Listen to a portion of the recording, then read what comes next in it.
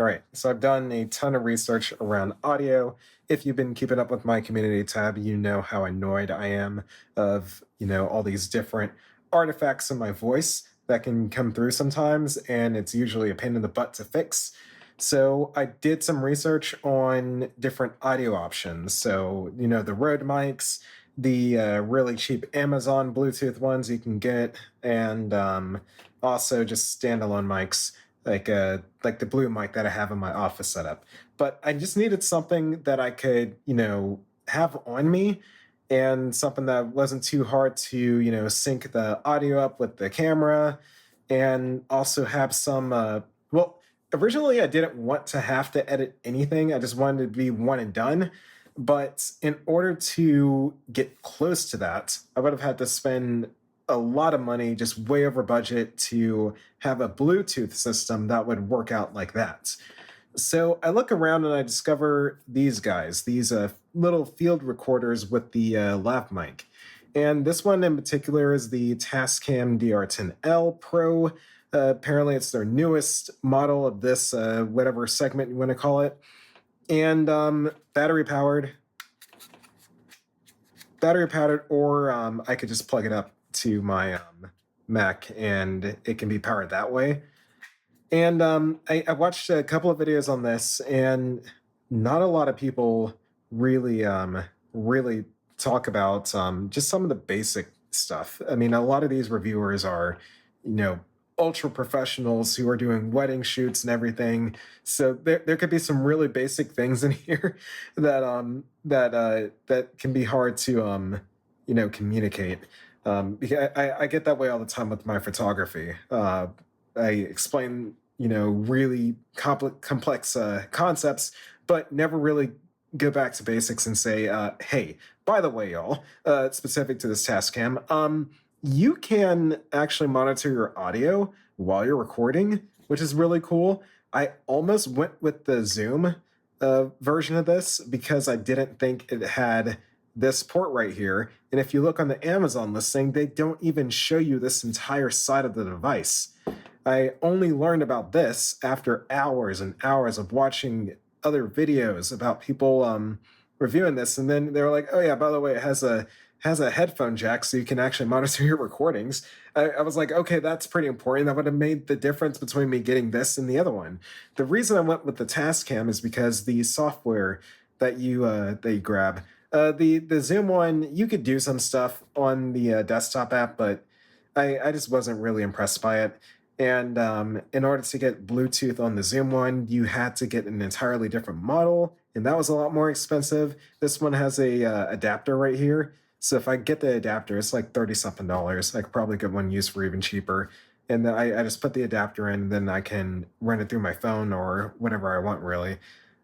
Which it's kind of pointless too, because I'm recording on my phone right now, and that's what I'm going to be recording on for, the time being.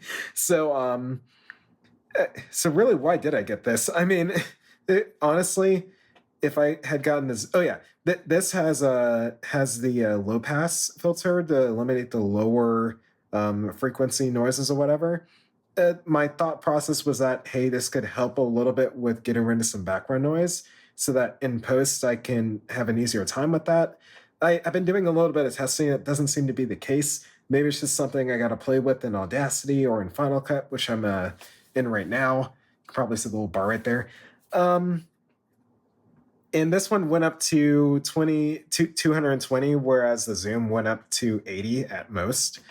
Well, at least from the menus that I was seeing, in the videos I was seeing, the screenshots I was seeing. So went with that. This one, you could also change all the settings of it within this tiny LED right here. So if I turn it on, it's really easy to use too.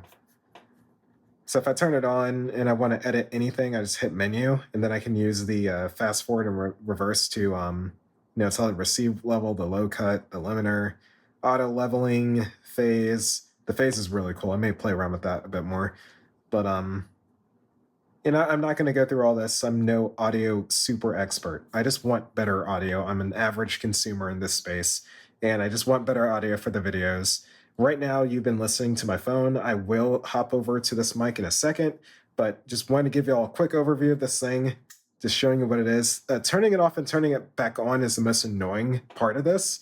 So you gotta slide down and then hold it for a second, for it to turn on and to turn it off, and then you gotta slide it up to do the recording and to stop the recording. I wish it was just a button and a lock. That's the one thing the Zoom has over this, is how you turn it on and how you start and stop the recordings.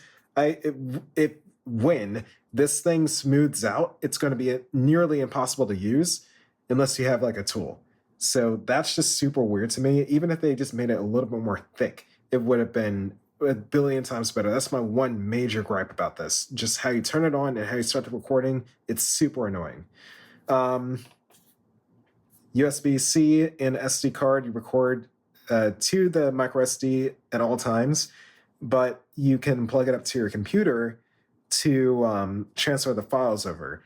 I do not believe it acts as a dongle to where you plug it up to the computer and you record the audio and it saves to the computer, unless there's something I'm missing. Maybe there is. Please correct me in the comments if I'm wrong about that. And then at the bottom, there's all your stuff. Tells you what you do up here.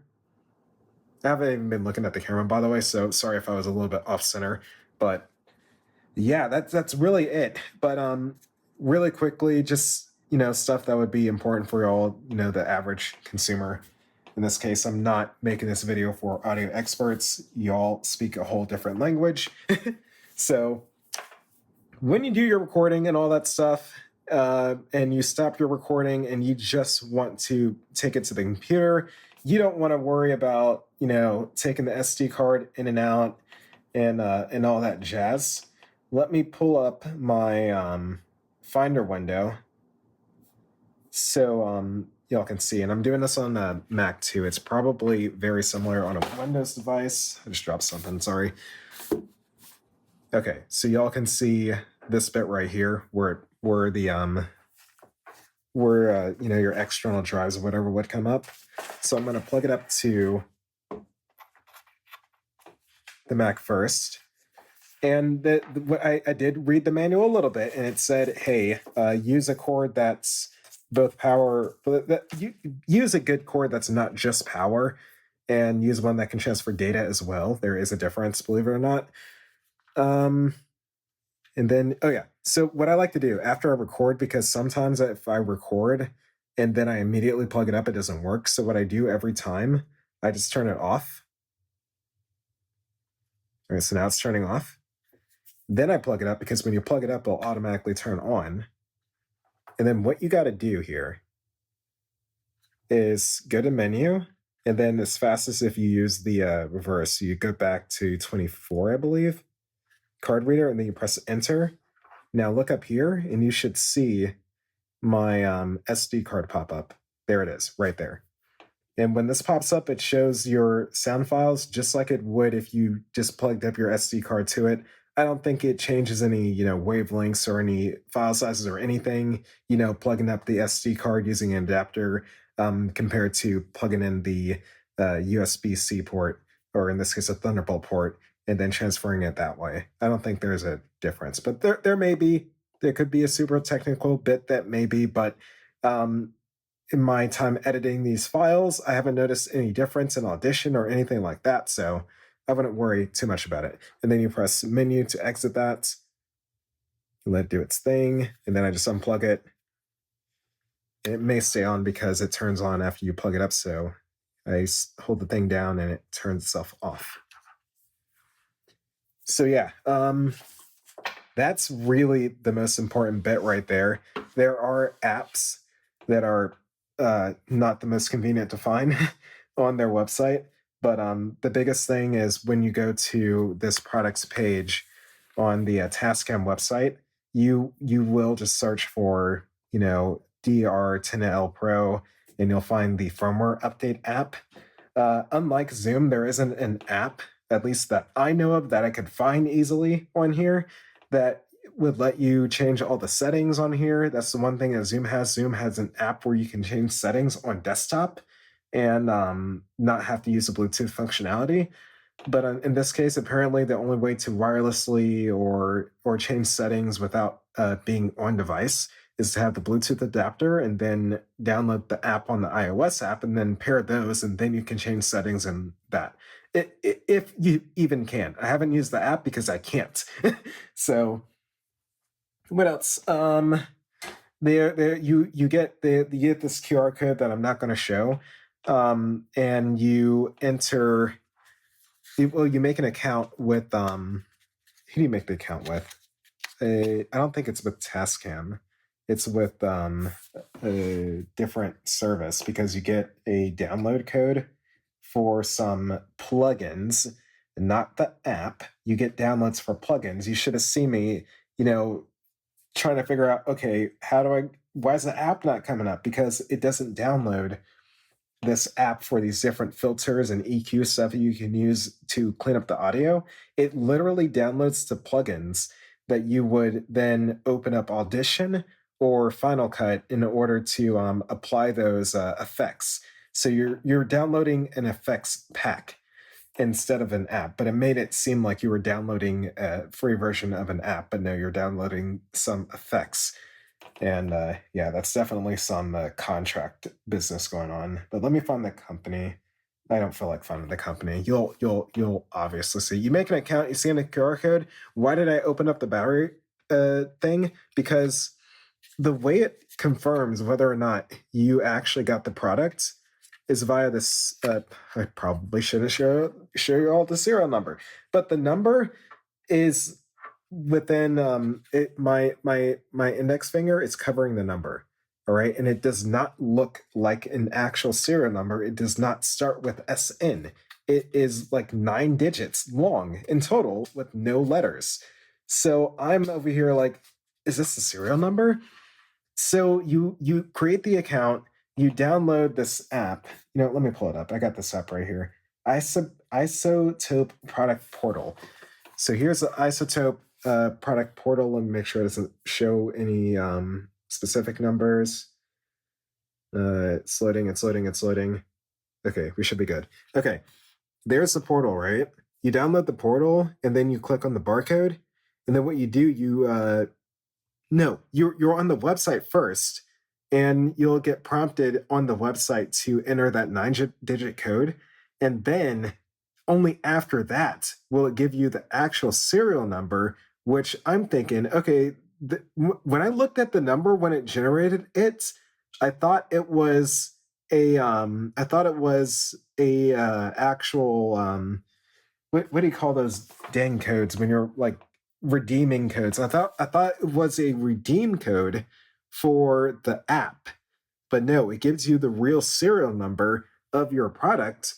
You enter it here, and then Isotope uses that as the promo code of sorts, and then you can download your plugins, and then it goes through the whole install like it's any other app with the plugins, and then you have no idea what you're doing because there's no app, and then you're like, oh, I gotta have Audition or Final Cut, and then I can go to my audio effects and see all those plugins. Ugh. I wish it was more simple. But I guess, would you call this pro equipment? I guess you would call this pro equipment because it's super complicated to use sometimes, and not very intuitive at all.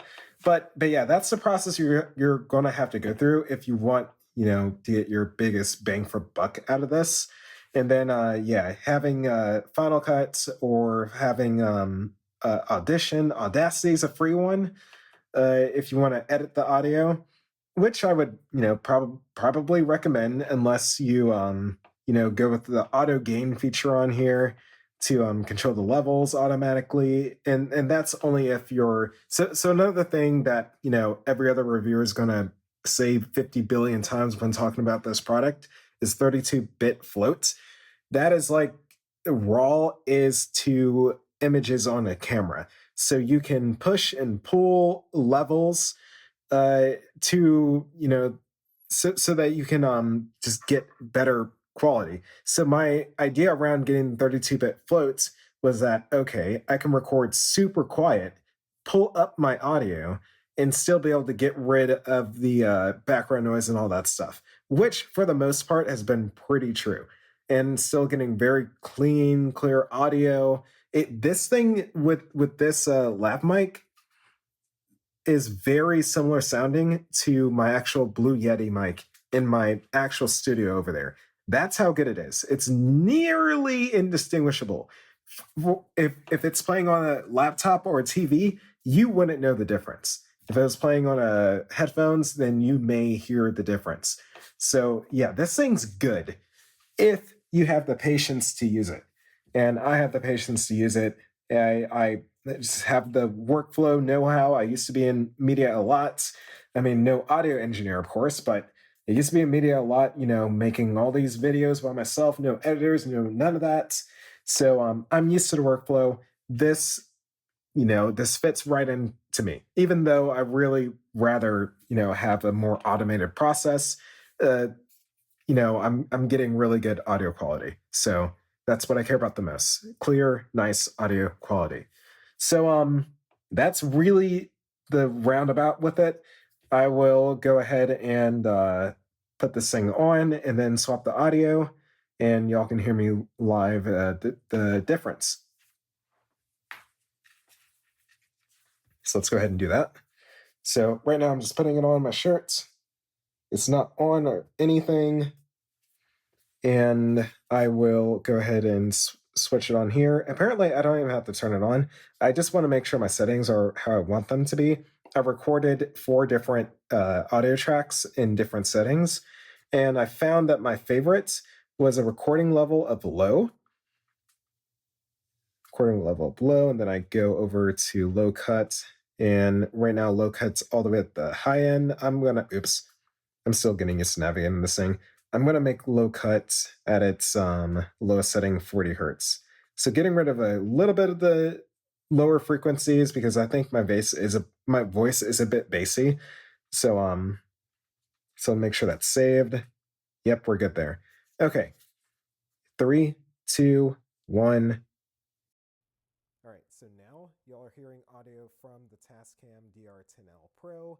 This is what it sounds like to talk through, and hopefully you can hear a significant difference between this and the iPhone audio. And welcome back. This is the audio with some simple edits, all within Final Cut, none within Audacity or anything. I just put the audio, the WAV file into Final Cut, and I throw a few different effects on it. I will list out the effects as well. And yeah, there you have it. So it was about a minute long. I recorded a couple of different bits, so I may cut this video weird.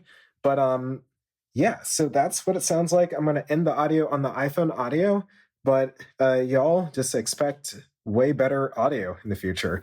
I've been, really, really just trying to get better audio in these videos. It's just a pet peeve of mine not to have really good audio. And I hate it when I watch it back on TV and it doesn't sound that good. I got 2 different TVs with 2 different speaker setups. I got my hi-fi setup in my office area, and then I even benchmark on my MacBook and my phone. I watch my videos back on all the different platforms, dude, and yeah, I cringe a lot when I hear just bad audio through my videos. So I really hope this can, bring some consistency, bring some quality, and yeah, just overall make the experience more enjoyable. But anyway, thanks for watching as always, y'all, and more soon.